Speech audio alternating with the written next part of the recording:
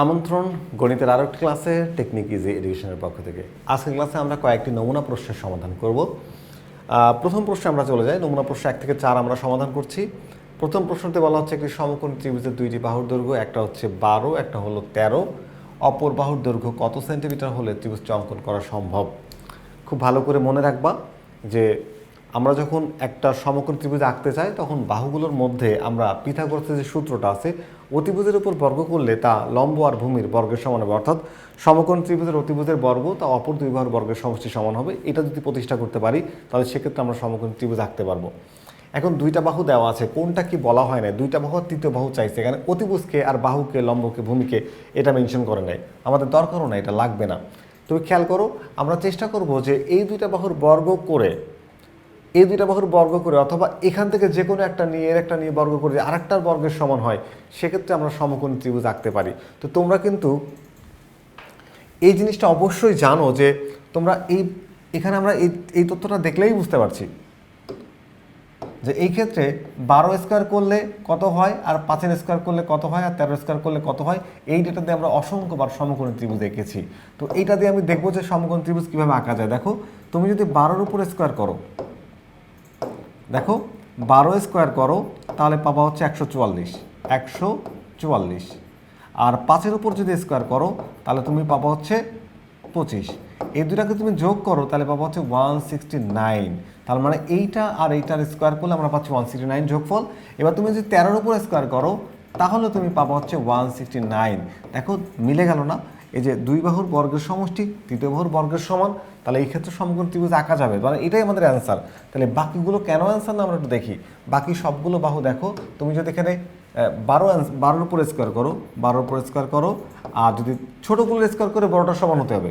তাহলে এখানে 9-এর উপর স্কোয়ার করো, তাহলে কত পাচ্ছে বলো তো? 144 যোগ হচ্ছে 81। তাহলে এইটাকে যোগ করলে আমরা কখনো 169 পাই না। 144 প্লাস হচ্ছে 81 ইজ ইকুয়ালস টু 225। আর 13 স্কোয়ার করলে কত হচ্ছে দেখো? 169। মিলে নাই তো? না মিললেই তো আর হচ্ছে না। এই ক্ষেত্রেও হবে না আমাদের। দেখতে পাচ্ছ এখানে যদি আসে তোমার হচ্ছে এটা বড়, তাহলে এই দুইটার স্কোয়ার করবো। 144 হয় একটা স্কোয়ার করলে হয় 169। তাহলে 144 প্লাস 169 ইজ ইকুয়ালস টু 313। আর 15 স্কোয়ার করলে আমরা পাই হচ্ছে 225। তার মানে এটাও কিন্তু মেলে না, এক্ষেত্রেও হবে না, এই ক্ষেত্রেও হবে না। তোমরা জানো একটা যেহেতু অ্যান্সার, আমাদের এইটাই হচ্ছে সঠিক উত্তর। যে আমরা 5-এর স্কোয়ার করলে 12-এর স্কোয়ার করলে তাদেরকে যোগ করলে যা হয়, 13-এর স্কোয়ার করলে তাই হয়। তাহলে এই ক্ষেত্রে আমরা সমকোণ ত্রিভুজটি আঁকতে পারবো। এখন দেখো সমতলীয় জ্যামিতিতে, এখানে একটু আমরা বহুপদী প্রশ্ন দেখতে পাচ্ছি। সমতলীয় জ্যামিতিতে কি হতে পারে? যে আমরা দেখি যে প্রত্যেকটি সীমাবদ্ধ সমতল ক্ষেত্রের নির্দিষ্ট ক্ষেত্রফল রয়েছে। ইয়েস, এই তুমি যে এই স্মার্ট বোর্ডটি দেখতে পাচ্ছ, এটা একটা আয়তক্ষেত্র মনে করতে পারো। তো এটা একটা তোমার সীমাবদ্ধ ক্ষেত্র, যার এর একটা নির্দিষ্ট ক্ষেত্রফল আছে। আমার হাতে যে ক্যালকুলেটর দেখতে পাচ্ছ, এরও কিন্তু একটা ক্ষেত্রফল আছে। তার মানে প্রত্যেক সীমাবদ্ধ সমতল ক্ষেত্রের নির্দিষ্ট একটা ক্ষেত্রফল থাকবে, এটা সত্য। এরপর দেখো, দুইটি ত্রিভুজ ক্ষেত্রের ক্ষেত্রফল সমান হলে এই ত্রিভুজ দুইটি সর্বসম, এই তথ্য কখনোই সঠিক না। ধরো একটা ত্রিভুজ দেখতে এমন, এর ক্ষেত্রফল মনে করো 5 মিটার স্কোয়ার। আর একটা ত্রিভুজ দেখতে এমন,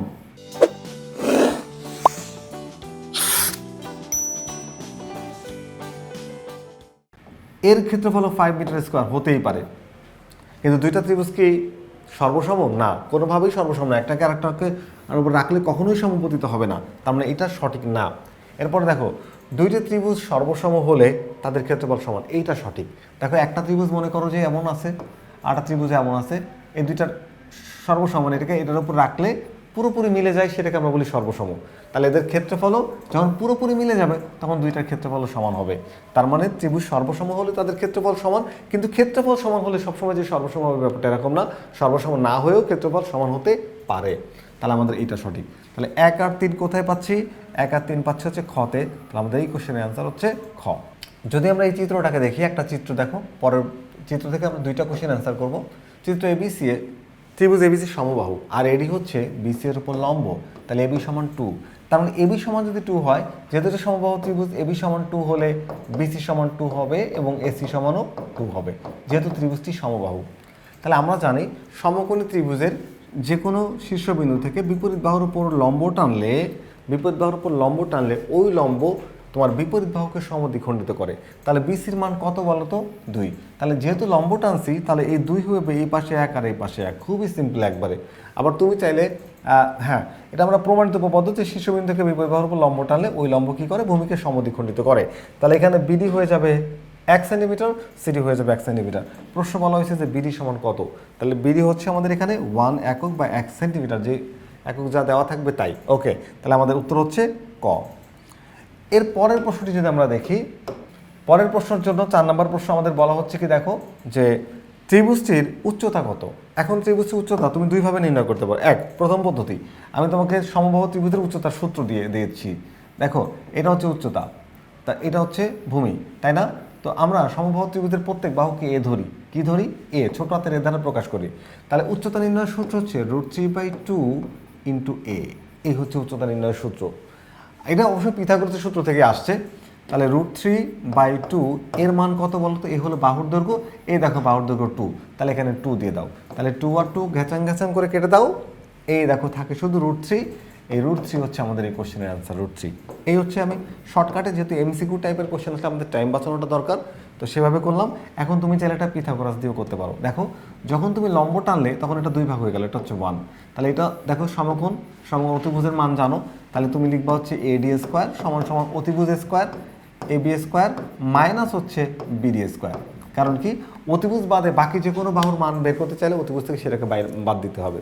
তাহলে এখান থেকে আমরা AD এই এক পাশে পাঠায় রুট করে দাও। এবির মান কত? এবির মান 2, তার উপরে স্কোয়ার, মাইনাস বিজি মান 1, তার উপরে স্কোয়ার। তাহলে হিসাব করলে তুমি পাচ্ছ কি বলতো? √3। তুমি চাইলে এইভাবেও মানটা বের করতে পারো। তাহলে আমাদের অ্যান্সার যেভাবে বের করি না কেন একই অ্যান্সার আসবে। তাহলে আমাদের কোশ্চেনের অ্যান্সার হচ্ছে খ। তো আমাদের এতটুকু আয়োজন ছিল আজকে। ফিরে আসবে আবারও নতুন কোনো গাণিতিক সমস্যা নিয়ে। ততক্ষণ পর্যন্ত ভালো থেকো। আল্লাহ হাফেজ।